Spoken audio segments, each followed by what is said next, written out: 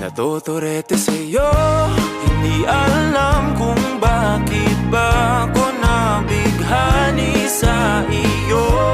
Hindi alam kung bakit ba ganito, kahit na alam ko mukhang wala rin naman itong patutunguhan. Kahit pa ilaan lahat ng oras sa'yo, hindi titigil hanggang ako na ang dahilan ng iyong ngiting misteryoso. O araw-araw na lang akong bumubulong sa hangin. Ilang awit pa ba ang isusulat? Wala na bang hangganan? Kailan mo ba mapapansin? Nais masilayan ng iyong mga